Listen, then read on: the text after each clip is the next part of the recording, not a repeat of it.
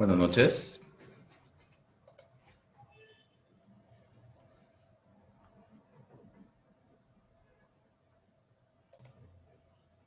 Perfecto, vamos a empezar la clase del día de hoy. Nos quedamos hablando de algunos de los tipos de contratos que se efectuaban. Hablamos del joint venture y nos encontramos ya en lo que respecta a las franquicias, ¿no? Cómo se van presentando, ya y cómo se van evolucionando a medida que van creando ciertas particularidades en el mercado y cómo la ley lo permite. Ya tenemos ya años, por ejemplo, ahí tenemos las empresas Yogur Persa, ¿sí? Delitos, Dicenza, entre otros, ¿no?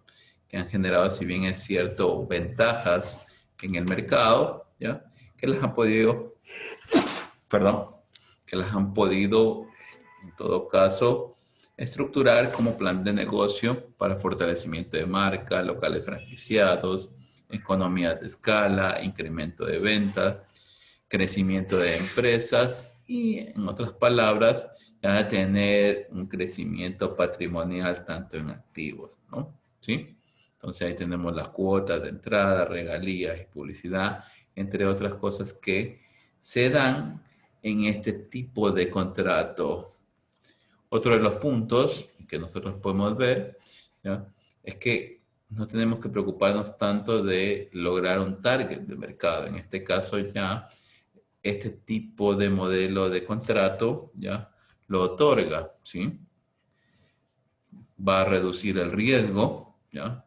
Debido a que ya cada una de sus productos o servicios ya tienen su posicionamiento en el mercado. Tienen un prestigio, obtienen mejores costos debido a la franquicia adquirida, ¿ya? Tienen una capacitación en función de las necesidades que se van dando.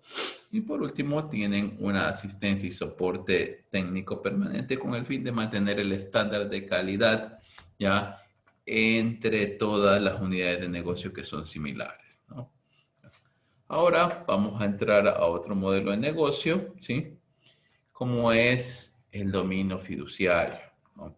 Entonces aquí ya se presenta esta situación donde está ¿ya? Y el respectivo dominio fiduciario, que es el efecto jurídico. ¿Y qué es lo que me conceptualiza, no?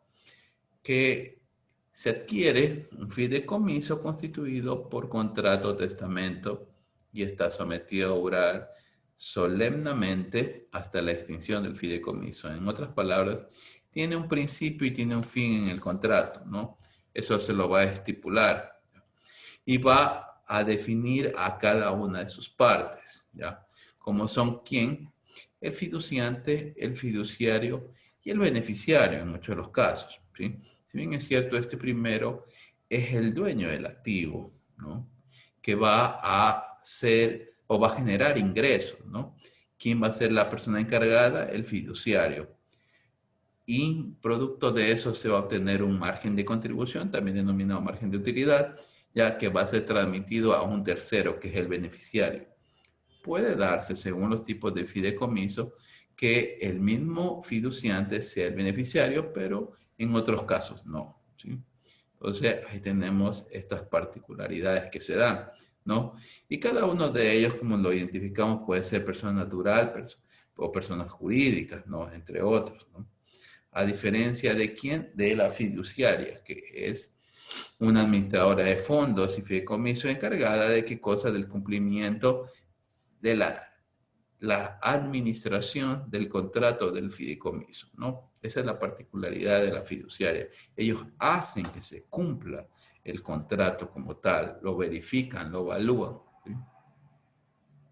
Sus términos, que me habla acerca de un título de confianza, ¿sí? Que me abarca acerca de que es un título oneroso, ¿no? No es gratuito, ni tampoco es neutro, por el cual se va a tener que recibir una contraprestación en el caso del fiduciario. Él tiene un margen que se lo pacta en el momento que ya se le otorga la responsabilidad. Aquí tenemos cómo van a actuar sus roles, ¿no? Entonces ahí tenemos el fiduciante, el fiduciario, el beneficiario, y aparece un tercero que es el fideicomisario, que en muchos de los casos es el mismo que el fiduciario, pero va a depender de las circunstancias que están. A veces encontramos empresas que solamente se encargan de ser los responsables, ¿ya?, del fideicomiso y ellos delegan a un tercero. En ese momento entran ya los fideicomisarios, ¿sí? En uno de los segmentos ya de mercado que es de mucha utilidad es en el segmento inmobiliario, ¿no? Debido a que se necesita mucha inversión, ¿no? Los fiduciantes son diversos, ¿no?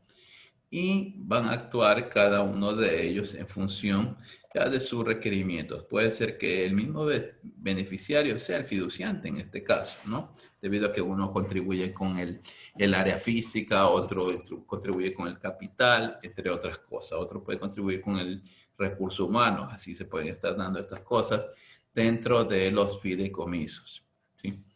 ¿Cuáles van a ser los elementos fundamentales para este tipo de contrato? Vemos ahí el objeto finalidad, ¿sí? Los bienes que conforman el patrimonio autónomo, debido a que la fiduciaria no va a constar dentro de su activo ese tipo de bienes, ¿no? Recuerden que es algo que ellos solamente lo están administrando. Tenemos las obligaciones, derechos, remuneraciones de gestión, los órganos de control, ¿sí?, y la rendición de cuentas. Los órganos de control en muchos de los casos son más bien las entidades públicas que le exigen un cumplimiento de información acerca de estas actividades, ¿no? La rendición de cuentas, sí, eso sí se presenta ante los inversionistas, en este caso, ¿ya?, los fiduciarios, ¿sí? Entonces tenemos ahí cada uno de estos elementos que tienen que estar dentro de los contratos. Vemos un poco de lo que es el patrimonio autónomo, ¿no? A ver, alguien que me ayude leyendo, por favor.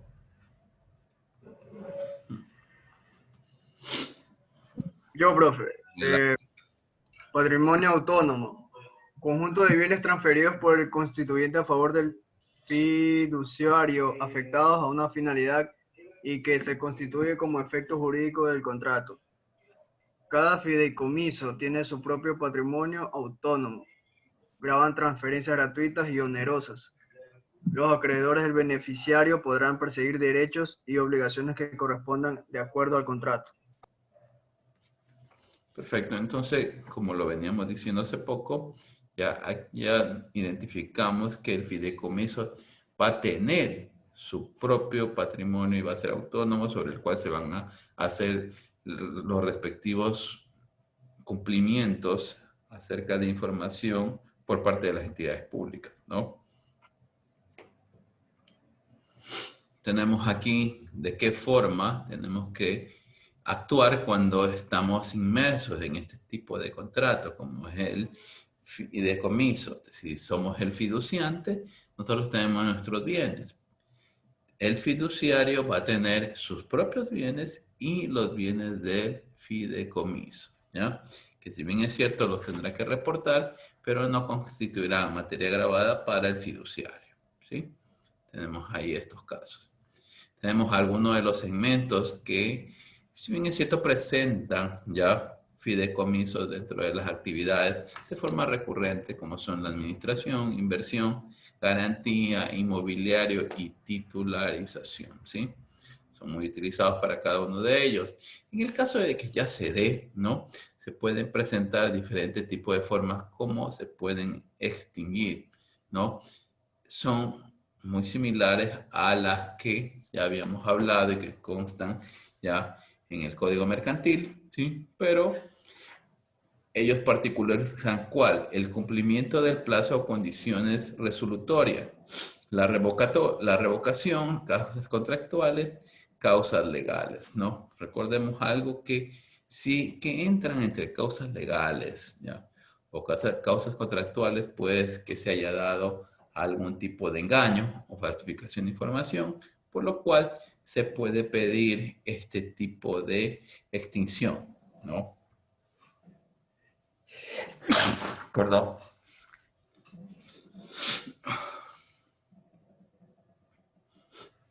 Importancia del fideicomiso.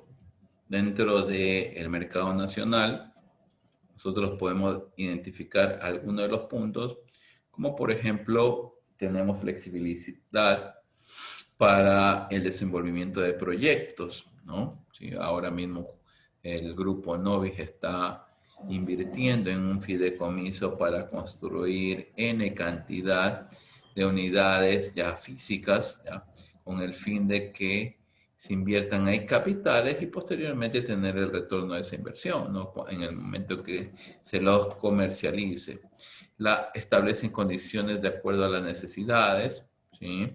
¿Ya? Ellos en el contrato van a establecer ciertas cláusulas que van a estar acorde a la realidad del momento. Contraen derechos y obligaciones, cumplen con los fines, ¿ya? Y al final protegen el capital de los inversionistas, reduciendo los niveles de riesgo. Esa es una de las razones por las cuales se encuentra dentro de los que componen ya el fideicomiso, ¿sí? Muchos inversionistas extranjeros, ¿no? Este es uno de los mejores contratos para, en todo caso, precautelar los capitales que llegan. Muy bien. Veamos un poco de leasing. A ver, otra persona que me ayude leyendo, por favor. Mendoza. A ver, Mendoza. Se regula mediante decreto 3121. Arrendador concede el goce de una cosa y el arrendatario paga por ello.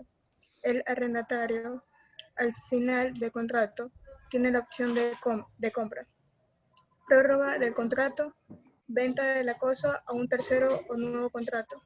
Gracias. Entonces, comenzamos a darnos cuenta este tipo de contrato en el cual ya, el bien, ¿no?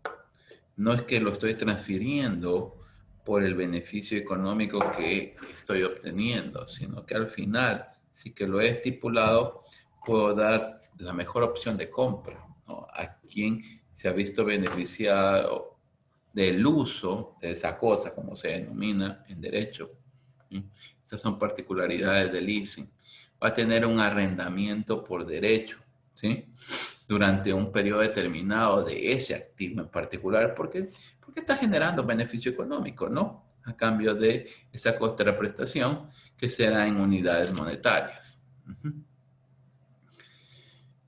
Veamos, según las normas internacionales de información financiera, la NIC, un poco más acerca de este tipo de contrato. A ver, otra persona, por favor. Yo, profe. Adelante. Identificación de un arrendamiento. Arrendamiento, NIC 17. Acuerdo por el que el arrendador cede al arrendatario a cambio de percibir una suma única de dinero el derecho a utilizar un activo durante un periodo de tiempo determinado. Arrendamiento financiero. Se transfieren sustancialmente todos los riesgos y beneficios inherentes a la propiedad del activo. Arrendamiento operativo. No se transfieren sustancialmente los riesgos y beneficios inherentes a la propiedad del activo. Arrendamiento, según la NIF 16. Existe un arrendamiento cuando una de las partes tiene el derecho de uso, es decir, controla el uso de un activo identificado explícita o implícitamente en el acuerdo durante un periodo de tiempo. Existe control del uso de un activo cuando se cumplen ambas situaciones. Uso exclusivo del activo. Derecho a recibir todos los beneficios económicos significativos que se desprenden del uso del activo y capacidad para dirigir el uso del activo. Derecho de cambiar el propósito del uso del activo. Cómo se usa, para qué se usa, diseño especializado. Excepto activos menores y contrato de corto plazo. Arrendamiento se registrará en el balance. Gracias. Nos damos cuenta cómo ya las normas contables, ¿no? Hacen los respectivos registros de este tipo de contrato como tal. Y eso es saludable para los estados financieros, ¿ya? Dado que van a identificar, ¿ya? En qué momento se obtienen los beneficios económicos, ¿sí? ¿Ya? Y qué exclusividad se está teniendo, ¿no? Por este tipo de contrato en particular. Ese es uno de los propósitos, ¿ya? Identificar verdaderamente cuáles son los activos que me están generando y si son propios o no. Porque puede darse que al final del contrato ese activo sea muy necesario para el desenvolvimiento de la unidad de negocio. En ese momento tenemos que hacer el esfuerzo para adquirirlo, ¿no? Tenemos ahí esas particularidades, ¿no? Entonces tenemos aquí un modelo. ¿Cómo funciona el leasing, no? Si bien es cierto, el vendedor del bien, que es lo que hace, otorga al cliente derecho al uso a través de un contrato, ¿sí? Pero posteriormente el cliente va a decidir si es que lo compra o no lo compra al bien, ¿no? Esta es una de las técnicas muy utilizadas para inversionistas que tienen un capital limitado al inicio. ¿Sí? Si el giro del negocio se vuelve favorable, en ese momento van a tener los diferentes recursos financieros como para poder hacer la inversión, ¿no? Veamos cuáles son las diferencias que se generan entre operaciones de crédito y operaciones de financiamiento. A ver, ayúdeme a otra persona leyendo, por favor. Yo, profesor. A ver, adelante. Diferencias entre operaciones de crédito y operaciones de financiamiento. 1. La operación de financiamiento es un mecanismo que permite adquirir un bien, obtener capital sin obligación de pago exigible u obtener liquidez. 2. El leasing o el factoring son operaciones de financiamiento. 3. La operación de crédito es la entrega o promesa de entrega de una suma de dinero con obligación de pago en dinero en un monto distinto a la convención. Y 4, la más característica operación de crédito es el mutuo de dinero. Gracias. Entonces ahí estamos ya identificando cuál es la diferencia, ¿no? Entre el uno y el otro. Entonces vemos como el leasing o factoring son operaciones de financiamiento. ¿De qué forma, si bien es cierto, voy a obtener ya el mejor retorno de lo que estoy invirtiendo en mi unidad de negocio? Ya podemos identificarlo así. Mientras que las operaciones de crédito ya son, ¿qué cosa? Entrega o promesas de una cuantía de dinero en particular. Ese es el que ordinariamente lo vemos ya en las instituciones ya bancarias, por ejemplo.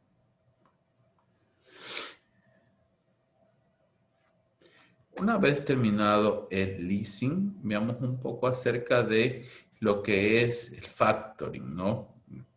Ya. Aquí ya entra de la mano un tipo de contrato que es muy, digámoslo así, muy utilizado a nivel general debido a que da el cumplimiento legal a las transacciones, que es el denominado hecho generador, ¿no? Que son los comprobantes de venta, a eso se refiere. Eso entra porque es en esencia el elemento indispensable para que se dé el factoring, ¿no?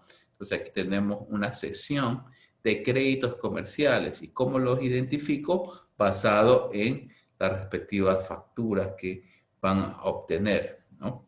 Tengo ahí, eso me va a poder identificar el origen, que me habla acerca de la venta de bienes, de la prestación de servicios y qué es lo que estoy dando, estoy cediendo. Aquí he identificado las letras de cambio, pagaré y facturas, entre otras. Más adelante veremos ya por qué las letras de cambio y pagaré son muy útiles, ¿no? Cuando estoy utilizando esta parte del factoring. Y voy a poder tener el respaldo económico. Veamos este marco legal para las compañías en lo que respecta al factoring. A ver, otra persona que me ayude leyendo, por favor. Yo, profesor. A ver, adelante. Marco legal para sillas de factoring. Ley General del Sistema Financiero y del Sistema de Seguros y Orgánica de la Superintendencia de Bancos y Seguros, número 26.702. Ley de Regulación Económica y Control del Gasto Público, publicada en el suplente del Registro Oficial número 453, del 17 de marzo de 1983. Resolución de la Superintendencia de Bancos, número 83.514, del 9 de noviembre de 1983, que contiene el reglamento para las compañías sometidas a la vigilancia y control de las superintendencias de bancos. Gracias. Entonces nos damos cuenta cómo este tipo de contrato también tiene su base legal, ¿ya? No únicamente va a estar en la Superintendencia de Compañías, sino también está en la Ley General del Sistema Financiero y de Seguros, ¿ya? Dado que es una operación de crédito. Ahí viene la particularidad que lo genera, ¿no? Entonces vemos cómo el factoring va a tener su proceso, ¿sí? Si bien es cierto, tenemos ahí el cedente, cliente del factor, el factor que es, en este caso, ¿ya?, que paga a la empresa y que ejerce el derecho al cobro. En muchos casos es una entidad bancaria, ¿no? Tenemos ahí el cliente deudor del cedente. Esta persona es la que, en otras palabras, va a terminar pagando los valores del factor, que es la factura, a quien, a esta unidad financiera. No olvidar algo. En el momento que se cede ya las facturas, ¿ya?, para su respectivo cobro, ¿qué es lo que ocurre? En ese momento, ¿ya?, va a haber un castigo a quien, al cedente. Ese castigo puede estar basado en la tasa activa o la tasa pasiva que establece el Banco Central, ¿ya? Y es lo único que tendrá de beneficio económico el factor, dado que al deudor no le podrá cobrar más de lo que ya está estipulado en las facturas. Muchas de las empresas comerciales efectúan este tipo de cobros, ¿no? ¿Ya? Tengo aquí otro ejemplo, ¿ya?, en los cuales vemos el primer paso, ¿no? El cliente entrega producto o servicio al deudor, ¿no? Supongamos que estamos adquiriendo un electrodoméstico, ¿sí? En el segundo, el deudor acepta la factura comercial. Esta es la unidad de negocio que comercializa electrodomésticos. El tercero, el cliente entrega una factura o factor a quien, ya, a esta unidad de negocio, que es la que se encarga del factoring, ¿no? ¿Ya? El factor verifica la factura con deudor. Esa factura tiene que ser negociable, tiene que indicar en la factura que es negociable, ¿sí? El factor anticipa dinero al cliente. ¿A qué se refiere con esto? Él da las unidades monetarias de esa factura, ¿sí? El deudor paga la factura, sí, y el inversor entrega la reserva al cliente, ¿no? Entonces, esos son los procesos que se manejan en este tipo de operación o tipo de contrato. Muy bien. Si nos dimos cuenta, en el factoring es una técnica muy importante que nos puede adelantar unidades monetarias y puede mejorar lo que es la liquidez para el giro del negocio. Eso en los actuales momentos es muy necesario, ¿sí? Lo que hay que manejar con mucho criterio lo que es la tasa de descuento, en este caso que se va a aplicar por parte del factor. ¿Cuánto es lo que va a cobrar por esa operación? ¿Sí?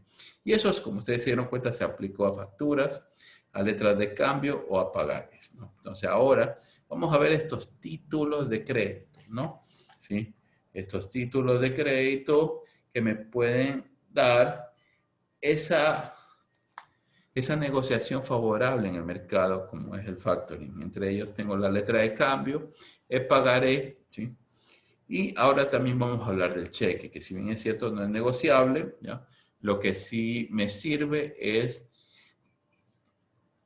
como medio de pago, ¿no? Es un medio de pago para adquirir bienes o servicios. Todos estos, ya, los vamos a denominar como títulos de crédito y tienen su marco legal dentro del Código Tributario y la Ley General de Cheques. Leyes vigentes. Tengo aquí la letra de cambio. A ver, otra persona que me ayude leyendo, por favor. No, profe. A ver, Sibri. La letra de cambio. La letra de cambio documenta y acredita la existencia de una orden de pago, por la cual una persona, denominada librado, pagará a otra, denominada librador, una cantidad en el momento y lugar de pago acordados. El pago de la letra debe realizarse a la fecha de vencimiento. Esta se decide como resultado del acuerdo del librador y librado y debe ser única. No se puede fraccionar en plazos o en vencimientos sucesivos. Para determinar el vencimiento de una letra conviene conocer primero los siguientes conceptos: fecha de libramiento o giro, fecha en que se cumplimenta la letra; fecha de aceptación, fecha en la que la letra es presentada librada. La presentación para que la letra sea aceptada debe efectuarse dentro del año siguiente a la fecha de libramiento. Fecha de protesto, fecha en que se realiza el protesto del impago de la letra. Gracias. Entonces, aquí tenemos ya, ¿qué es una letra de cambio, no? ¿Ya? ¿Sí? ¿Qué es lo que compone la letra de cambio? Son cosas muy importantes que a lo mejor no son muy utilizados en el medio, pero existen, ¿no? Se las puedo utilizar. Es muy importante, recuerda cuando leíamos y revisamos la parte del contrato, que siempre tiene que esto estar registrado ante un registro público, siempre tiene que tener un registro público. Por eso es que para que tengan validez, tanto la letra del cambio como pagaré, tiene que tener su respectivo registro notarial, ¿sí? No olvidar cada uno de esos puntos. Entonces, tiene que estar bajo un mutuo acuerdo y vean, tiene que tener la fecha de libramiento, la aceptación y la fecha de protesto, ¿no? En este caso, sí que se llegase a dar ese impago. Veamos otros puntos que abarcan este documento crediticio. A ver, otra persona, por favor. Yo, profe. A ver, adelante, Pico. La letra de cambio. Personas imprescindibles en la formalización de una letra de cambio. Siempre aparecen. Librador. Persona que emite y complementa la letra de cambio y que da la orden de pago, teniendo por tanto el derecho de cobrar el importe indicado. La acción de emitir la letra también es denominada por los términos libramiento o giro. El librador es el vendedor de una operación comercial. Librado, persona que acepta la orden de pago emitida en la letra de cambio, asumiendo así la obligación de pago que conlleva. Formalizará la aceptación firmando en el apartado acepto. El librado es el comprador de una operación comercial. Tenedor, persona que tiene en su poder la letra en el momento de pago y a quien hay que realizar el pago. Puede ser el propio librador o una persona o entidad a quien éste haya transmitido la letra. Personas no imprescindibles en la formalización de una letra de cambio pueden aparecer. Relativas al aval, avalista, avalado.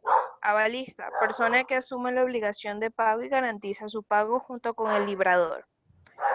Avalado, es el librado de la letra. Relativas al endoso. Endosante, endosatario. Endosante, persona que transmite la propiedad de la letra y el derecho de cobro inherente. Endosatario, persona que recibe la propiedad de la letra y el derecho de cobro que conlleva. Perfecto, muy bien. Entonces, aquí hemos definido cada uno de los términos que tiene la letra de cambio y identificamos ya lo que es imprescindible, ¿no? Y lo que no, ya, dentro de cada uno de ellos, ¿no? En todo caso, siempre hay que verificar el librador, el librado y el tenedor, ¿no? De este tipo de título de crédito. Veamos otros puntos más. A ver, otra persona, por favor. Yo, profe. Adelante, Zambrano. Pincay, perdón. La letra de cambio. Pago de la letra. A fecha fija. Se indica directamente la fecha de vencimiento, por ejemplo, 14 de marzo del 2014. Consideraciones. La letra puede ser presentada para su pago el día de vencimiento o en uno de los 2 días hábiles, siguientes. También tenemos a un plazo desde la fecha. Se cuentan los días indicados a partir de la fecha de libramiento o giro. Por ejemplo, 31 del 01 del 2014 más 60 días. En este caso sería 01 del 04 del 2014. Consideraciones. No se excluyen los días inhábiles, pero si el día del vencimiento lo es, se considerará que el vencimiento es el primer día hábil siguiente. Si se indica a meses fecha, se determina la fecha de vencimiento simplemente tomando el mismo número del día del mes correspondiente. Así, una letra girada el 12 de abril y con vencimiento expresado a un mes fecha, se deberá pagar el 12 de mayo. Si el vencimiento se expresara a 3 meses fecha, se pagaría el 12 de julio. Si el mes del vencimiento no tiene el número equivalente al inicial del cómputo, se considerará como vencimiento el último del mes. Así, un vencimiento expresado a 3 meses fecha y que ha sido girada al 31 de enero, debería pagarse el 30 de abril, puesto que este mes no tiene día 31. Por ejemplo, 31 del 01 del 2014 más 3, que sería 30 del 04 del 2014. La letra puede ser representada para su pago el día de vencimiento o en uno de los 2 días hábiles siguientes. También tenemos a un plazo desde la vista. Se cuentan los días indicados a partir de la fecha de aceptación o de la fecha de protesto si se diera el caso. Por ejemplo, una letra aceptada el 2 de febrero y con vencimiento expresado a 90 días vista, deberá pagarse el 3 de mayo, en este caso el 02 del 2 del 2014, más 90 días, que sería el 03 del 05 del 2014. Consideraciones. Las mismas que en el vencimiento expresados a un plazo desde la fecha 03 del 05 del 2014. Y por último, la vista. Es el día en que se presenta la letra para su aceptación, por ejemplo, 03 del 05 del 2014. Consideraciones. Debe ser antes de un año a partir de la fecha del libramiento. Gracias. Puntos De nada. relevantes, ¿no? Si bien es cierto, este tipo de títulos de créditos, la vigencia ya es de un año, ¿no? Nos damos cuenta que desde el momento en que lo firman las partes, ¿no? ¿Sí? No se excluye o no se inhabilita ninguno de los días inhabilitantes, vean, ¿sí? Entonces, se cuantifica de corrido en lo que es cada uno de estos plazos que se determinan, ¿ya? Eso es importante en el reconocimiento. ¿Por qué? Porque a veces cuando se presentan algún litigio por estos documentos se identifican que las fechas ya se asumen solamente días laborables y como nos damos cuenta no es así. Entonces hay que puntualizar cada uno de estos puntos. Vemos que existe dentro de este cumplimiento de la letra de cambio. A ver, otra persona, por favor.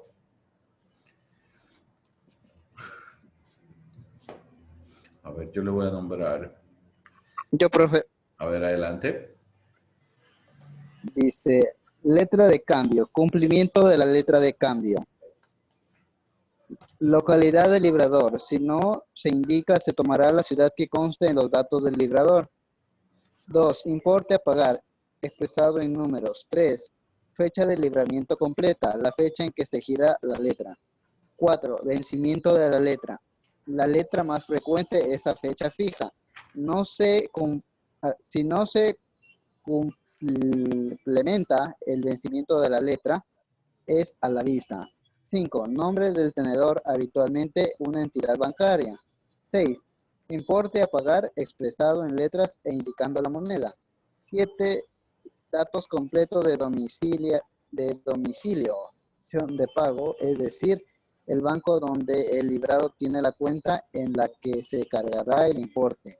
8. Cláusulas. Se indica una de las expresiones con gastos o sin gastos para optar o no a protesto en caso de impago. Y si se deja en blanco, se entiende como sin gastos. 9. Nombre y domicilio del librado. 10. Firma, nombre y domicilio del librador. 11. Firma y fecha y firma de la aceptación de la letra por parte del librado. Ok, muchas gracias. Entonces ahí nos damos cuenta cuáles son los cumplimientos que se tienen que dar por cada uno de los términos que ya los hemos definido anteriormente, ¿no? Es importante saber ya el por qué se los trata de definir, porque a veces no sabemos qué es lo que debería de estar en cada llenado de cada uno de estos espacios, ¿no? Aquí vemos de forma detallada cómo ir llenando cada uno de ellos en el caso que nos toque hacer la respectiva verificación, ¿no?, de este tipo de documentos. Recordar algo, si es que nosotros lo tenemos de forma correcta, lo podemos aplicar al factoring, ¿no? Pero si es que alguno de estos elementos indispensables tuviera algún error o peor omisión, en ese momento no lo podríamos utilizar. ¿Bien? Veamos uno de los últimos puntos. A ver, otra persona, por favor. Yo, profe. A ver, adelante, Palma. Letra de cambio. Complementación de la letra de cambio. 12. Nombre del avalado, el librado.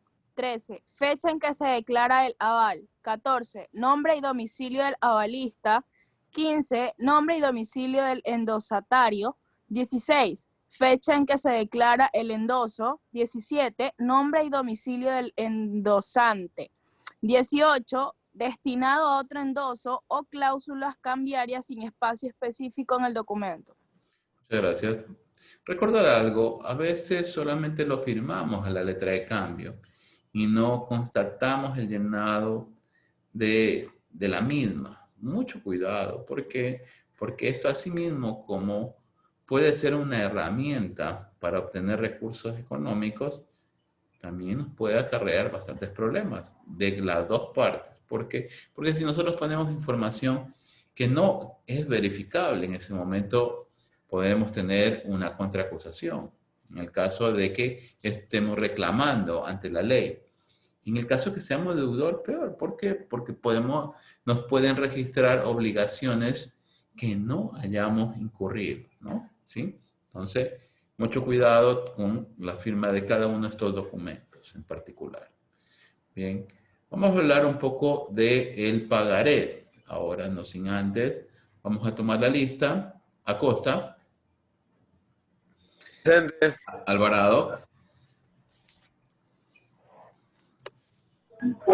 Presente. Avilés.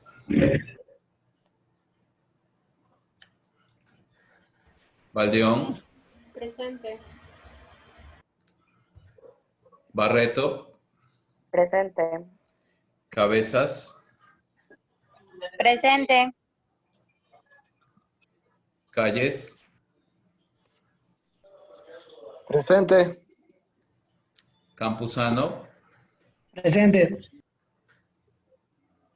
Cango. Presente, profesor. Coque. Cortés. Estupiñán. Gallino. Gortaire. Maldonado. Presente. Mendoza Joyce.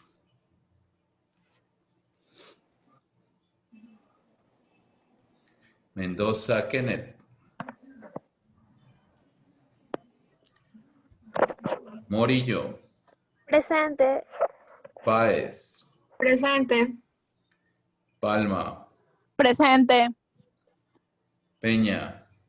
Presente. Pico. Presente. Pincay. Presente. Pluvas. Rivas. Presente, profesor. Saa. Presente. Sacán. Sibri. Presente. Soria. Presente. Terán. Presente. Uchiña. Presente. Belis. Presente, profesor. Zamora. Ok. Vamos a esperar un segundo. Ok, Soria, listo.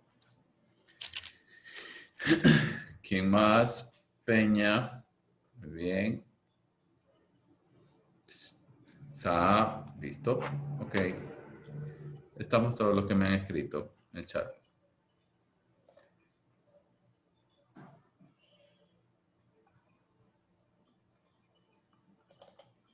Continuemos con lo que es el pagaré. A ver, otra persona que me ayude leyendo, por favor. Yo, profe. A ver, adelante, Belis. Las personas que intervienen en el pagaré son el firmante. Es la persona que emite el documento y que se compromete a cumplir con la obligación del pago. El tenedor. Es la persona beneficiaria de la cantidad a pagar, es decir, quien tiene derecho de cobro. El pagaré debe ser presentado para su pago el día de vencimiento o en uno de los 2 días hábiles siguientes. Además, en el pagaré también puede figurar un aval y podemos ver la imagen que se presenta ahí del pagaré. Bien, tenemos ahí ya, los elementos indispensables que intervienen dentro de este título de crédito, ¿no? Firmante, tenedor, ¿no? Los más importantes. ¿Sí? Dentro de ellos encontramos sus respectivas especificaciones. Como siempre les he dicho, todo tipo de contrato tiene que tener su denominación, ¿no? La cantidad del monto a pagar, ¿no? La fecha de vencimiento, ¿sí? Lo que abarca también cuándo se lo emite, ¿sí? El tenedor, algo que ya lo habíamos hablado, que no es nada más ni menos que el beneficiario, ¿sí? La ubicación donde se está produciendo este hecho, ¿no? ¿Sí? La firma del titular de la cuenta y por último la declaración de endoso y su aval en el reverso, caso que ya se esté vinculando. Todos estos puntos tienen que estar llenos en el momento en que lo voy a legalizar al pagaré. A ver, ayúdenme leyendo Terán. ¿No está Terán? Ok, sigamos entonces. Avilés. Tampoco está Avilés. Bien. Calles. ¿Cómo está, profesor? Por favor, gracias. El pagaré. Pagaré a la orden y pagaré no a la orden. Pagaré a la orden. Cualquier pagaré que no indique lo contrario será a la orden e implica que puede ser endosado. Es decir, se podrá transmitir la propiedad a otra persona. Pagaré no a la orden. Debe llevar indicado su condición de pagaré, no a la orden, e implica que no puede ser endosado. Cumplimentación del pagaré. El documento del pagaré suele estar emitido por la entidad bancaria en el que el firmante tiene la cuenta. Deben tenerse en cuenta las siguientes consideraciones expresadas en la ley cambiará y del cheque. El pagaré cuyo vencimiento no esté indicado se considerará pagadero a la vista. A falta de indicación especial, el lugar de emisión de título se considerará como lugar del pago y al mismo tiempo como lugar del domicilio del firmante.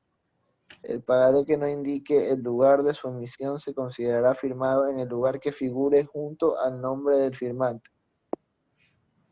Muy bien, gracias. Entonces tenemos aquí las opciones asociadas a este tipo de medios denominado pagaré, ¿no?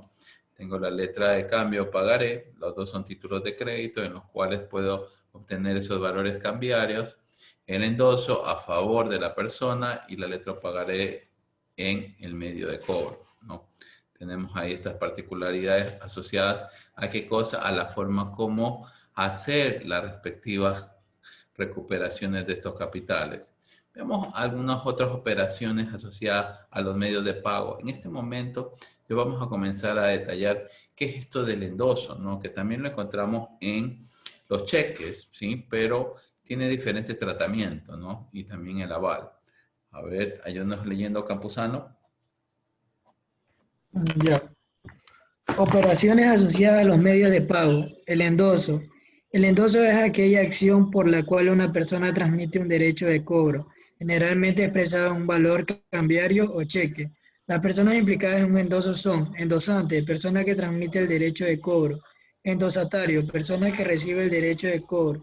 El endoso debe realizarse por el total de la cantidad expresada, el parcial es nulo. El aval.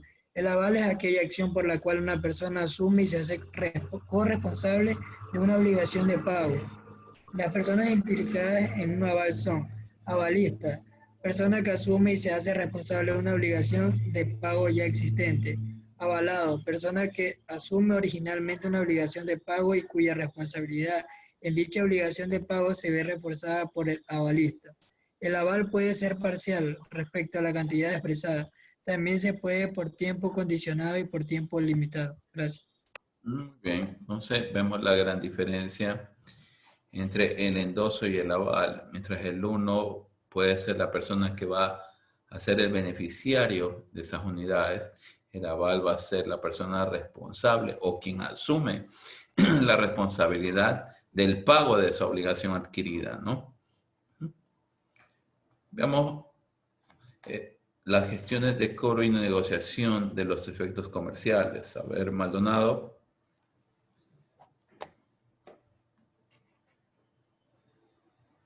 ¿No está Maldonado? Ok. Morillo. Tampoco está Morillo. Páez.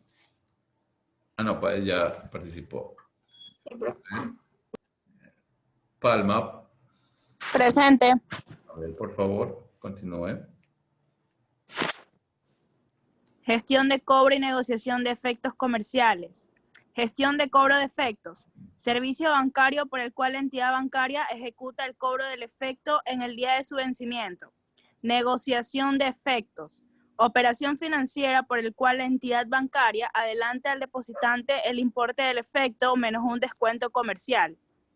Características de la gestión de cobro de efectos. Es un servicio bancario en el que el depositante obtiene comodidad y agilidad en el cobro. No se adelanta el cobro del importe a cantidad equivalente. Se aplica una comisión sobre el importe del efecto como contraprestación al servicio. Características de la negociación de efectos. Es una operación bancaria en la que el depositante obtiene una fuente de financiación motivada por el adelanto de capital. Se aplica un descuento comercial sobre el importe del efecto como contraprestación al adelanto. Se pueden aplicar comisiones como contraprestación a la ejecución del global de la operación, así como en ocasiones otros gastos financieros aplicados por la entidad bancaria. Muy bien. Entonces tenemos dos formas como utilizarlo. Tenemos las características de la gestión de cobro de efecto y las características de negociación de efecto. Muy utilizada por el sistema financiero con el fin de hacer la respectiva recaudación de estos capitales, así es como la tengo que presentar, ¿no? Con esa descripción. Y me va a permitir lograr este tipo de gestión de cobro, ¿no? En este momento ya entra un ente que se encarga de hacer esa recaudación, como es la entidad financiera. La entidad financiera o entidad bancaria, no como tal. Entonces, pero va a estar siempre castigado por un importe de descuento o comisión que cobrará esta entidad financiera como tal. ¿Ya? En cualquiera de las dos negociaciones nos damos cuenta que está esa particularidad. ¿Sí? Gestión de impagados. A ver, ayúdenme leyendo arriba, por favor. Aquí estoy, profe. Continúe, Rivas. A ver, gestión de impagados. Prevención del impago. Intentar evitar antes de que se produzca. Gestionar una correcta documentación de todas las operaciones comerciales y siempre que se pueda reforzar la factura con valores acreditivos del pago, letra de cambio y pagaré. Clasificar a los clientes reales según el nivel de riesgo y o antecedentes de insolvencia. Obtener información previa de la solvencia de clientes potenciales. Sistematizar homogénicamente el proceso de cobros en cada cliente o tipo de cliente según la clasificación por nivel de riesgo. Gestión del impago. Intentar recuperar cuando ya se ha producido. Actuar con rapidez y diligencia en cuanto se detecta un impago, priorizando la vista personal al cliente moroso con un proceder negociador y nunca agresivo. Tener establecido un procedimiento estándar e informatizado del seguimiento de los impagos. Buscar la resolución extrajudicial, esto es, tratar de fraccionar el cobro estableciendo plazos de pago acordados entre las dos partes. Recurrir al asesoramiento especializado interno o externo de la empresa, ya sea abogados y personal o empresas especializadas en pagos. Muy bien. El día de hoy hemos visto estos documentos de crédito, ¿no? Ya revisamos un poco lo que es la letra de cambio, lo que es el pagaré, cómo se lo puede utilizar. Bien, mañana vamos a concluir con el último que es el cheque, ¿no? Y terminaremos los últimos puntos de lo que respecta a la materia. Bien, hasta ahí nos vamos a quedar el día de hoy. ¿Ya? Nos vemos el día de mañana, ¿sí? Hasta luego, mis queridos estudiantes. Chao, gracias. profe. Luego. Luego, profe. Gracias, profe. Gracias. Chao, profe. Nos vemos. Mañana, gracias. Hasta mañana, profe. Ya nos despedimos, hijos. Cuídense.